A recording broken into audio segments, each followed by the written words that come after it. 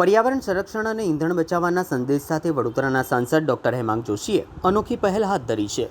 દેશના વડાપ્રધાન નરેન્દ્ર મોદીના ઈંધણ બચાવના આહવાનને અનુસરી સાંસદ ડૉક્ટર હેમાંગ જોશી ઈંધણ બચાવ જનજાગૃતિ યાત્રા માટે જાહેર પરિવહનનો ઉપયોગ કરીને બોટાદ જવા રવાના થયા હતા। એસટી ડેપોથી શરૂ થયેલી આ યાત્રા દરમિયાન સાંસદે ખાનગી વાહનના બદલે એસટી બસમાં મુસાફરી કરીને સામાન્ય નાગરિકોને ઈંધણ બચાવવાનો સંદેશ આપ્યો હતો।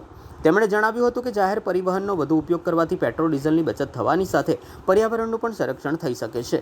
આ યાત્રા દરમિયાન સાંસદ બસમાં મુસાફરી કરતા મુસાફરો અને નાગરિકો સાથે સંવાદ કરી બિનજરૂરી ઈંધણ વપરાશ ઘટાડવા, કાર પુલિંગ અને જાહેર વાહન વ્યવહાર અપનાવવા અંગે જાગૃતિ ફેલાવશે। સાથે જ પ્રદૂષણ ઘટાડવા અને હરિયાળું વાતાવરણ જાળવવા માટે લોકોની ભાગીદારી વધારવા પર પણ ભાર મૂકશે।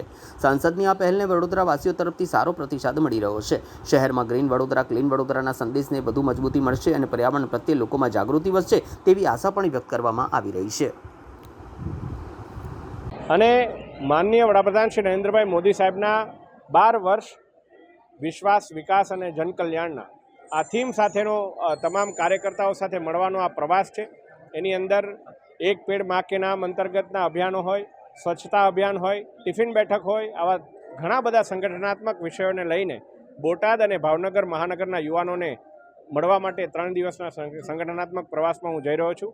અને મારો પ્રવાસ હું આપણી ગુજરાત સરકારની સલામત સવારી એવી GSRTCની બસ દ્વારા હું કરવાનો છું।